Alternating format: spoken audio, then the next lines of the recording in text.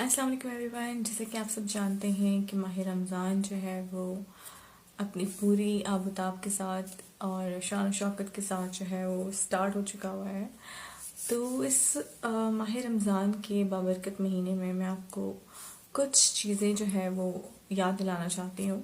Like पता तो सबको ही होगा, लेकिन जस्ट टू रिमाइंड यू कि आपको जो है अपने रोज़े वो किस तरह से रखने चाहिए या किस तरह से गुजारने चाहिए। तो सबसे पहले जो है वो हमें ये समझने की ज़रूरत है कि रमज़ान अल मुबारक जो है, अगर इसके रोज़ों का हम लोग देखें, अगर साइंटिफिकली उसको हम लोग उसका मवाजना करें, तो हम साइंटिफिकली जिसको इंटरमिटेंट फास्टिंग कहते हैं, बेसिकली रोज़ों का जो टाइम है, बेसिकली जो स्टार्ट होता है सहरी से लेकर इफ्तार तक, वो कुछ हमारी इंटरमिटेंट फास्टिंग की शक्ल बनती है।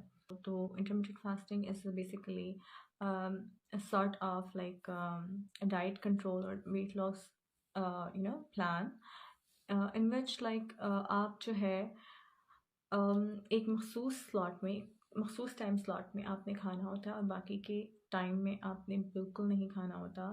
आप सिर्फ पी सकते हैं ज़ीरो कैलोरी ड्रिंक्स, जिसमें आपका जो है वो ब्लैक कॉफ़ी आ जाती है विदाउट लाइक स्वीटनर और शुगर। इसके अलावा जो है आप इसके अंदर लेमन वाटर पी सकते हैं, हनी को जो है वो पानी में डाल के पी सकते हैं। सो बेसिकली आपका सिर्फ एक तरह से ज़ीरो कैलोरी के करीब करीब जो फ्लेवर्स है आप सिर्फ वो ले सकते हैं, और इसके अलावा आपने जो है ना उसमें कुछ भी खाना पीना नहीं होता। अब रमज़ान मुबारक की अगर हम बात करें और रोज़ों की बात करें तो वो भी इसी तरह से है।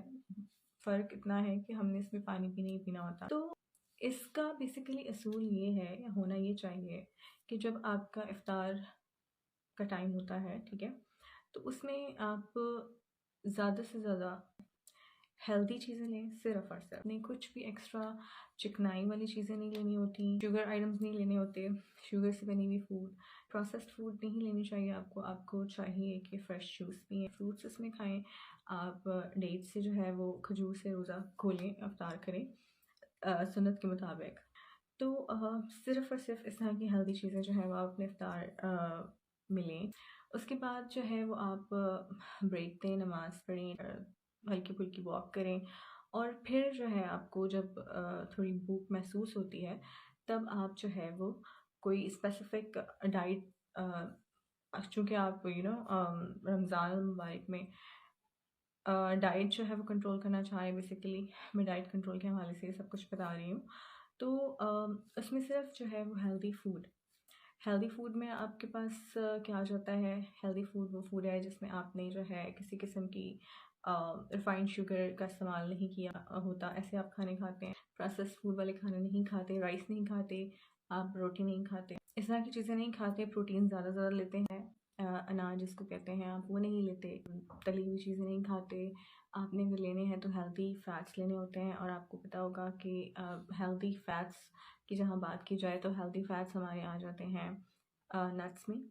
जितने भी ड्राई फ्रूट्स हैं उनकी बात करते हैं हम लोग। घी जो है इट इज़ हेल्दी, आप उसको जो है इस्तेमाल कर सकते हैं। ऑलिव ऑयल को आप कुकिंग के लिए बिल्कुल नहीं यूज़ कर सकते, क्योंकि अगर आप उसको कुक करते हैं, पकाने में बहुत ज़्यादा हीट जो है वो खाने को पहुँचाई जाती है, खाना बहुत ज़्यादा हीट पे बनता है। तो उस सूरत में ये होता है कि ऑलिव ऑयल की जो प्रॉपर्टीज़ हैं, बहुत ही डेलिकेट ऑयल होता है, तो इसकी ये प्रॉपर्टीज़ चेंज हो जाती हैं। आपने देखा होगा पकाने के बाद कुछ अजीब सा जो है वो उसका टेस्ट होता है। तो basically olive oil is not for cooking food. अगर आपने ऑलिव ऑयल लेना है तो आप उसको अपनी ड्रेसिंग्स में यूज़ कर सकते हैं, किसी भी किस्म की। आप खाने में नहीं इस्तेमाल कर सकते। खाने में आप देसी घी का इस्तेमाल कर सकते हैं, और देसी घी में अपने खाने बनाएँ। देसी घी इज़ वेरी हेल्दी। उसके बाद हम अगर बात करें सहरी की, तो सहरी जो है वो इसी तरह से आपने हेल्दी चीज़ों से करनी है। लाइक इसमें बॉइल्ड एग्स ले सकते हैं, इसमें आप योगर्ट ले सकते हैं, फ्रूट योगर्ट। वैसे भी जो है वो रमज़ान में अगर आप चाहते हैं कि आपको प्यास ना लगे तो योगर्ट लाज़मन हमारी सहरी में होता है, जिसके हम लोग जो है वो लस्सी भी बना लिया करते हैं, और आप चाहें तो उसको स्मूदी बना के पी सकते हैं।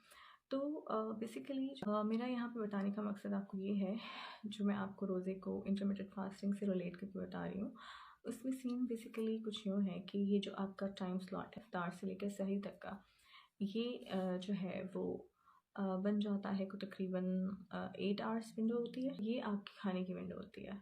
बाकी का जो टाइम है सहरी से ऑनवर्ड्स, जब आपने रोज़ा रख लिया, सहरी से लेकर फर्दर इफ्तारी तक आप कुछ भी खाते पीते नहीं हैं, तो वो आपकी जो है वो फास्टिंग स्लॉट हो जाती है। तो बताने का मकसद बेसिकली ये है कि हम लोग रमज़ान मुबारक में बेसिकली अपनी बॉडी को डिटॉक्सिफ़ाई कर रहे होते हैं, हार्मफुल केमिकल्स से उसको दूर कर रहे होते हैं, बचा रहे होते हैं, और ओवरऑल हेल्थ को लाइक मेंटेन करने के लिए, उसको इम्प्रूव करने के लिए बेसिकली अल्लाह ताला ने जो है वो रोज़ों को हमारी लाइफ का जो है एक अहम जुज़ जो है वो बनाया है, जो हमने हर साल रखने होते हैं। तो इंटरमिटेंट फास्टिंग में बेसिकली हम फास्ट कर रहे होते हैं, हम डाइट कर रहे होते हैं और स्ट्रिक्टली फॉलो कर रहे होते हैं। तो रमज़ान मुबारक में हम लोग क्यों लाइक पकोड़े, समोसे, तली हुई चीज़ें, और लाइक बस ऐसा लगता है कि जैसे खाने पीने का महीना आ गया है और अब बस हमने ना हर तरह की चीज़ें खा लेनी है इस महीने में। तो बेसिकली ये मकसद नहीं है रमज़ान मुबारक का।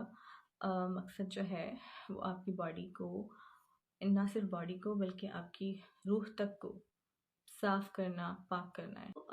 रमज़ान मुबारक को जो उसकी असल रूह है, उसके हिसाब से गुज़ारें, और वो बेसिकली हमें यही कहता है। तो आप जो है वो हेल्दी चीज़ों के साथ उनको लाइक इफ्तार करें, आप सहरी जो है वो भी हेल्दी फूड के साथ करें, ना कि वही सब चीज़ों के साथ जो कि आप बाकी साल में भी खा रहे होते हैं। So that is truly wrong. तो बस इन कुछ चीज़ों का आप जो है वो ख़्याल रखें। It's not about just eating everything. इस तरह से आपकी बॉडी को वो फ़ायदे नहीं पहुँचेंगे जो रमज़ान में रोज़े रखने से पहुँचने चाहिए। तो आई होप कि आपको मेरी बात थोड़ी सी समझ आई होगी। तो दुआ है कि अल्लाह ताला जो है वो आप सबके रोज़ों को कबूल फरमाए, और हमें आइंदा साल भी इंशाल्लाह जो है वो इसी तरह से रमज़ान मुबारक में खैर आफ़ियत के साथ दाखिल फरमाएँ और इसकी असल रूह को पहुँचने की जो है वो हमें तौफ़ीक दें। आमीन सुम्मा आमीन। Thank you. अल्लाह हाफ़िज़।